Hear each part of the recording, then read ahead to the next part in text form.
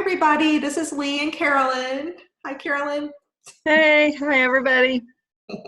Um, so today we're talking about the astrology of a major life transition. This is at Carolyn's request.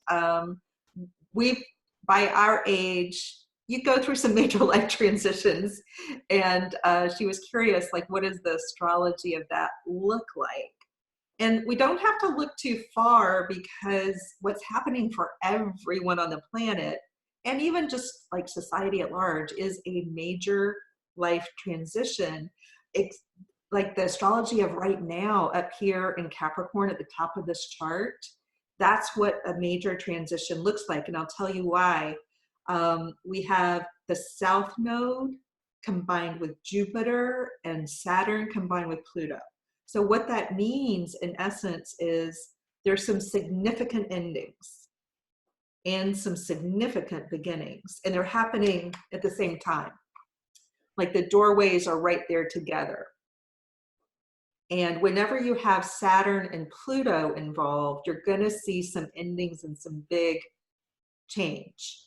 And you can look back to the year 2008, 2009 to see, the beginning of some big changes in this area up here in Capricorn. So everyone can reference those years around 2008, 2009, 2010 and see where some big shifts. And so for some people, it looks like a relationship change. For some people, it looks like a big career shift. For some people, it's kind of all of that, right? Be everything all at once. Yeah. Which is really uncomfortable. So it's like knowing that the astrology also has doors opening. Yes. Is really helpful, because if you're not aware of that, then you're just feeling like the sands are shifting and life is transitioning, and you don't have the openings, and you don't know what's going to be, optimistic or positive that's going on. Because even if you want the things to change, there were things in 2008 that needed to change. It was time to change, but it still felt like everything was being taken away. Yes. It was hard to know that the doors were being opened. So I'm curious what you do in those times of transition. Like, what do you do? How do you help yourself? Yeah. So when you have heavy themes of Saturn and Pluto, and even taking out the now, what's happening now, like when I was getting divorced, or like when there were job changes or whatever, Saturn was involved. And so themes of Saturn include proper boundaries. So sometimes when there's a big change, there's been a lack of a proper boundary. And there's also a theme of not learning the lessons, not learning from your mistakes, needing to retake the exam of life, or to start a different course, or to take a different major. And I'm being metaphorical here. It might be literal if somebody's in school, but this is the school of life that Saturn governs. And whenever Saturn is there, so let's take a divorce as a possibility, or a job change, but let's focus on divorce.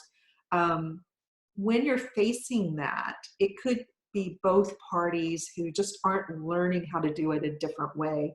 It's like that definition of insanity where you keep trying the same thing over and over again. It's just not going to work because it never did.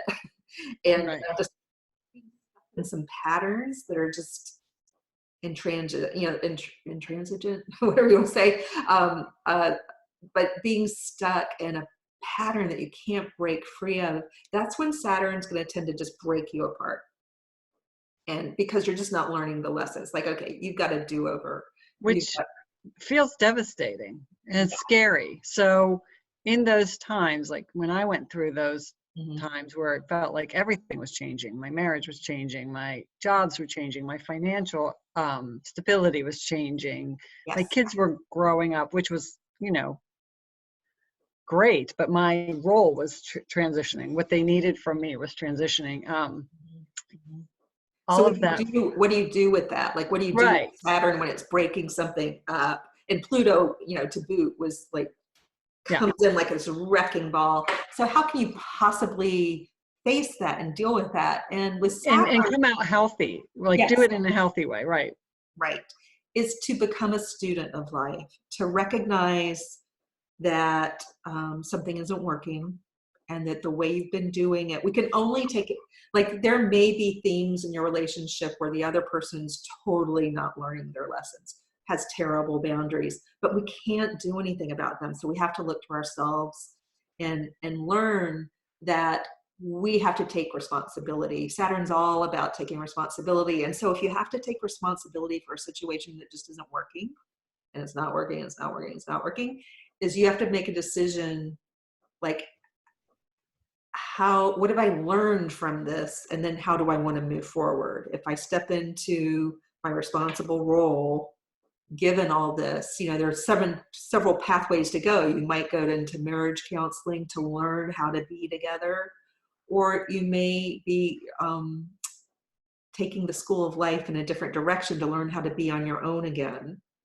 and how to make the courageous step out of something that's just not working. It's very difficult. And when you have Saturn and Pluto together, there's the difficulty and the challenge of that, but there's also, Pluto is your strength. Saturn is your ability to learn. They're giving you strength and boundaries and courage. So you can dig into that side of your toolbox and know that you have what it takes to get through this. And certainly with Saturn, you have the ability to learn from others. You go out there and you find people who've done it and come out successfully, whether it's a job change or jumping out of the corporate world, starting your own company, or leaving a marriage. You find experts. You find people who know how to teach you new things so that you can thrive and do life differently and more successfully. Yeah. Which is always my instinct, is like, okay, let's dig into the research and the learning and the tools, and why, when every component of my life transitioned harshly, and still transitioning, but I've learned to ride the tide and enjoy it now. That's it. Really, it's kind of like, okay, let's see what this transition is going to bring, because all transitions, if you embrace them and have the right mindset and the right tools in your toolbox, are for your good, and you always end up in a better place. You really do, even if you don't see it at the time. But I think we can agree, what we both were doing independently, testing tools, learning from people, discarding what didn't work, and distilling that down to our coursework, our bundle of the mindset, the money, the purpose course, because those were the three components, the three pillars, if you will, of what we felt we needed to reset our lives, and kind of took the best of the best of what we've learned and put them in those courses. So exactly. And we've taken the hardest things that happened to us, and as Carolyn said, turn them into ways to help others who might need the tools that got us through. And at the core of all our courses is this idea of purpose. It's also shifting your mindset, but purpose, and all of it kind of comes together. And a person healing or wanting to move on with their life can come in through any of our courses and get the strength to move on to the next course, whatever phase they're in.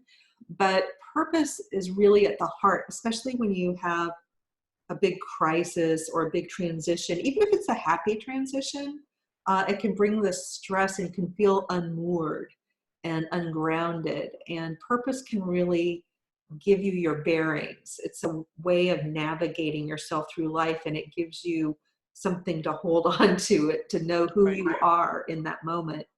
And so we're strongly focused on purpose this year because of what we've gone through, but also this is the year astrologically to understand that internal compass and understand what your true north is. So that's why we've got on January 11th at noon. Is that right, Carolyn? Noon?